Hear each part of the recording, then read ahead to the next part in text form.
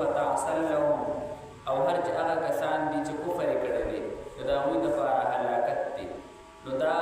تقابل دی د صفاتو د مسلمانانو او د کافرانو. د کافرانو دپاره خو انعامونه دي چې الله به مدد کوي او قدمونه به ورله مضبوطوي په میدان جنګ کې، او هر چې کافران دي نو د مسلمانانو مقابله کې دوی دپاره هلاکت دی. یو او اضل اعمالهم، د مسلمانانو د اعمالو بدله خو به الله هغوی د آخرت کې ورکوي، ولیکن د کافرانو عملونه برباد دي او ختم دي. او د هغې دپاره وجه څه ده؟ د کافرانو اعمال ولې برباد دي؟ ځکه چې دوی بد ګڼي هغه قرآن چې الله جل جلاله نازل کړی دی. کافران د هغې نه تېښته کوي، هغه نه مني، او د قرآن نزول په دی باندې بد لګي، او مسلمانان پرې ایمان راړي او د قرآن سره محبت او مینه کوي، نو مسلمانانو ته الله انعامونه ورکوي او د کافرانو دپاره عذاب دی.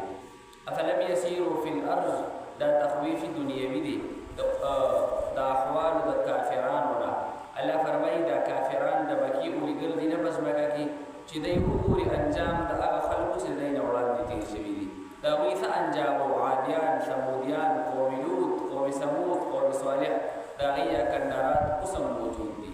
نو لهذا چې دوی کله ولاړ شي هغه ځای ته، نو دی د هغې نه عبرت نه اخلي چې الله په دوی باندې عذابونه راوستي او له موږ باندې نشي راتلی. دمر الله علیهم، الله تباهي راوستي په دغه کافرانو باندې، ټول کافران الله غرق کړي. وللکافرین امثالها، او د کافرانو دپاره دکه شان عذابونه دي بیا. ذلک بأن الله مولى الذین آمنوا، اوس کافران رسوا شول، مسلمانانو ته الله عزت او احترام او غلبه ورکړه. دا د دې وجې نه چې د مسلمانانو دپاره مددګار شته چې الله جل جلاله دی. وأن الکافرین لا مولا لهم، او د کافرانو څوک مددګار نشته دی. لهذا دوی چې دی نو ذلیل او خوار دي او مغلوب دي. ان الله يدخل الذين آمنوا وعملوا الصالحات، دا بشارت اخروی دی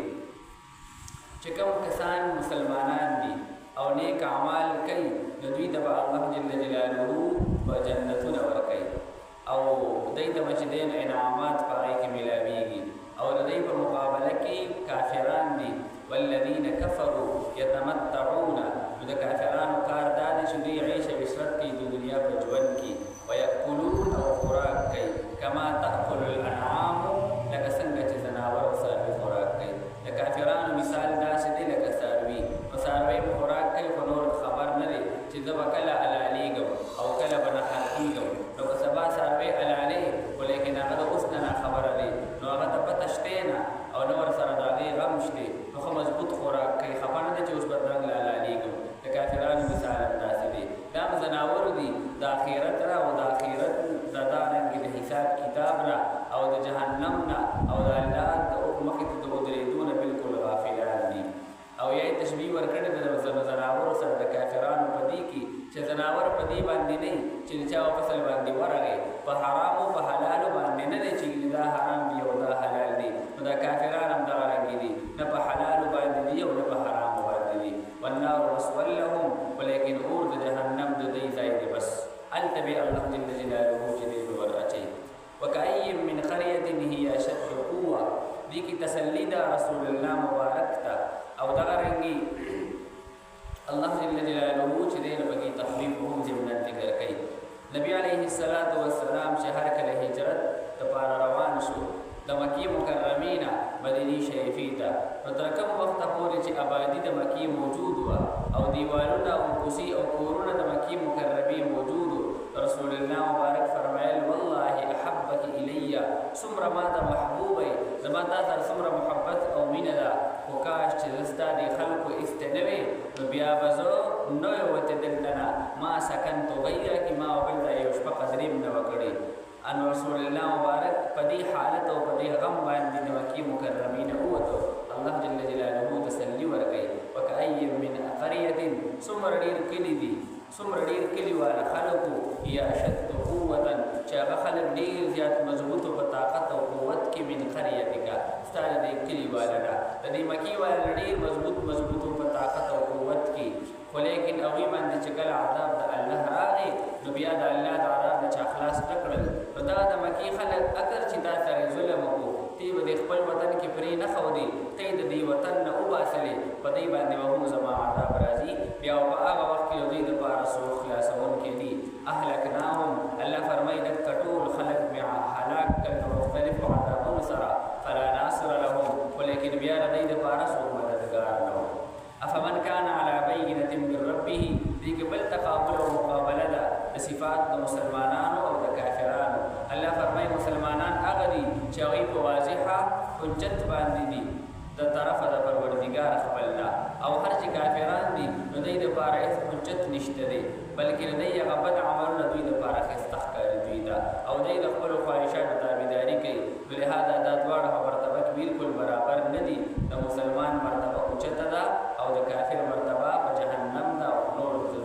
چې دی نو نشته دی مثل الجنة التي وعد المتقون دې کې هم تقابل دی د صفاتو د مسلمانانو او د کافرانو د مسلمانانو سره الله جل جلاله وعده کړې ده د جنت متقیان خلق سره الله جل جلاله د جنت وعده کړې ده او د دې جنت صفات څنګه دي نو صفات الله جل جلاله د دې جنت ذکر کوي په دغه جنت کې چې د کوم جنت وعده د متقیان سره شوې ده په دې کې ضرور قسمه نهرونه دي فيها انهار من ماء غیر آسن یو نهر په دې کې د اوبو دي ولیکن هغه اوبه چې هغه زړیږي نه او په زړېدو سره خوند نه بدلوي د دنیا اوبه چې لږ یو ځای کې پاتې شي خوند یې بدل شي او بوی پکې پیدا شي او رنګ یې بدل شي ولیکن د جنت اوبه د دنیا د اوبو نه بالکل مختلفې دي هغه چې دی نو بدبوداره کېږي نه او رنګ هم نه بدلوي او خرابېږي هم نه دویم نمبر نهر وانهار من لبن لم يتغیر طعمه په دې جنت کې نهرونه د پیو دي چې د هغې خوند به هم نه بدلېږي د دنیا د پیو نه مختلف دي صرف رنګ به یې د دې په شان وي او نوم به یې د دې په شان وي انو د دنیا پی خو چې لږ وخت پاتې شي او ګرمي پرې راشي نو خرابې شي او هر چې هغه د جنت دي لم يتغیر طعمه نو نه به بدلېږي خوند د هغې وانهار من خمر لذة للشاربین او دریم نمبر نهر هغه د شرابو دی چې مزه به ورکوي څکونکو ته په مقابله د شرابو په دنیا کې چې د اسکل نو په سر باندې به درد وي او دا ګناه ده او هلته به الله جل جلاله نهرونه به یې جنتیان به څکي بیا وانهار من عسل او څلورم نمبر نهر هغه د ګبین دی مصفا بالکل صفا سوتره وي د دنیا د ګبین نه مختلف دی د دنیا د ګبین خو صرف نوم دی باقي ټول چینی نه جوړ کړی دی د مچو چې کوم واچولو هغه پکې سره شته نه او که مچو واچو نه هغه مچو باندې د مخکې نه چینی وخوړله بس هغې بل طرف ته هغه چینی وباسله نو دا برای نام ګبین دی صرف نوم د ګبین دی باقي د دنیا د آخرت چې څومره نعمتونه دي د دنیا سره صرف دا نوم مشترک دی د آخرت چې کوم میوې دي د آخرت کوم نعمتونه دي او د آخرت کوم پی دي کومې اوبه دي کوم شراب دي د دنیا د شرابو د پی سره صرف نوم یو شانتې دي باقي د هغې صفات بالکل بدل دي صرف نوم د دواړو یو د چې دې لمپی وي هغې لمپی وي باقي هغه ځان نه چې دی نعمتونه دي بیا ولهم فیها من کل الثمرات او دې نه علاوه نور هر قسمه میوې به ورته ملاویږي ومغفرة من ربهم او د ټولو نه غټه خبره دا ده چې الله جل جلاله به ورته خپل رضا ورکړي کمن هو خالد فی النار نو دا صفات د جنتو او د جنتیانو دپاره شو نو آیا دغه دا مسلمانان چې دا صفات والدي دا په شان کېدی شي د هغه خلکو چې د همیشه دپاره په اور کې وي نه بالکل برابر نه دي مسلمانان به همیشه دپاره جنت کې نعمتونه کې وي او کافران به همیشه دپاره په جهنم کې وي او هغوی باندې به د جهنم اوس کوله کېږي فقطع امعاءهم هغه اوبه دومره زیاتې ګرمې وي چې د هغې په وجه باندې به له کلمې کټ کړي او کلمې به دې په لاندې طرف باندې د هغې ګرمو اوبو په وجه باندې وویږي الله جل جلاله دې موږ د جهنم د عذاب نه بچ کړي او الله جل جلاله د جنت والا او د جنت چې کوم نعمتونه دي الله جل جلاله دې موږ تاسو ټولو ته راکړي آمین الله جل جلاله ارشاد فرمایي یا ایها الذین آمنوا او مؤمنانو ان تنصروا الله کچری مدد کوئ تاسو د دین د الله ینصرکم الله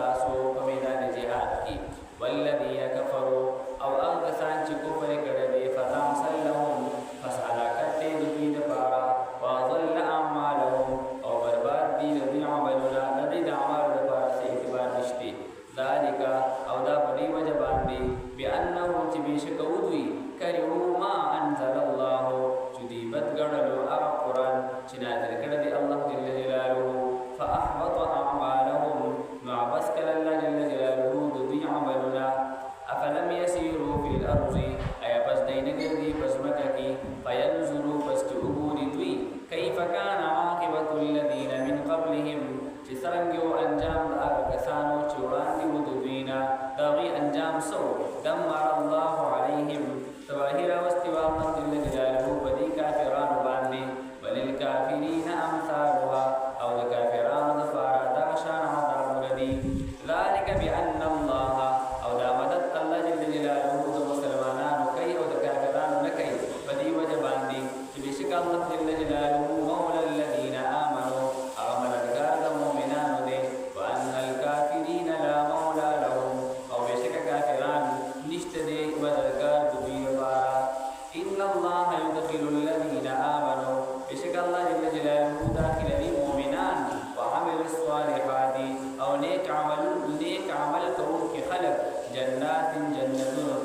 تجري من تحتها الأنهار ذات جنتنا شبهه جبالان دارين نهرنا أولي والذين كفروا أو هرج كافران دي يتمتعون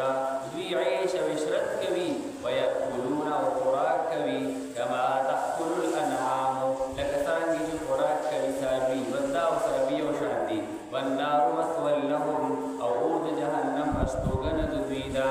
وكأي من قرية أو دير كلي والو هي أشد قوة من قريتك شغدير زياد طاقت خلق دهغي زياد فقوت كيو من قريتك استاد كلي دخلقنا التي أغا أخرجتك تبير استطالرا شكتكم خلق دكلي نرويستي دامك خلق الله فرمائي چهلا كني مني استاد كلي خلقنا مزبوطو ولكن دا الله دا عذابنا بچ نشمل خذي باندې وهم عذاب دا الله راشي أخلقناهم هلاك لمنغا هويل بأنواع العذاب ومختلف عذاب سرا فلا ناصر لهم بس نو مددگار دهوي اسوك بيا مددگار نو أفمن كان أي بس آسو كان على بينة من ربه چوي دي فواجح حجت باندي طرفا دبر وردگار فلنا كمن زين له ودكي ديشي پشان دهاغا کس چخست پرشي وي هاغتا سوء عمله بد عمل ددو واتبعوا أهواءهم أو دي اتباع کوي د خواهشات خپلو چې کافران دي نو کافران او مسلمانان بالکل برابر ندي مثل الجنة التي صفت جنت هغه وعد المتقون چې وعده کړی شوی دا د پرهیزګارانو سره نو د هغې جنت صفتونه څه دي فيها أنهار من ماء باغې کې به نهرونه وي د اوبو غیر آسن د اوبو چې نه به وي زړې وأنهار من لبن او په دغه جنت کې به نهرونه وي د پیو لم يتغیر طعمه چې نه به بدل نه به بدلېږي خوند د هغې وأنهار من خمر او په دغه جنت کې به نهرونه وي د شرابو لذة للشاربین مزه ورکوونکي به وي څښونکو ته وأنهار من عسل او په دغه جنت کې به نهرونه وي د ګبین مصفى صفا سوترا ولهم فيها من كل الثمرات او ببردوی د پارا په دې جنت کې د هر قسمه ویونه ومغفرة من ربهم او بخنه به ورتا طرف د پروردگار دوینا کمن هو خالد ان آیا دا کس چې دا دور نعمتونه تعالی په جنت کې ورکی کې دې شي بشان د هغه چا هو خالد فی النار چې وی هغه همیشه د پارا په اور کې وسقوا ماء حمیما او سکول بشي په دوی باندې ګرمي اوبه فقطع امعاءهم نو بس ټوکړي پری بکړي کلمی د دوی دا غي ګرمو وجه باندې بیا کلمی په لاندې باندې وایي صدق الله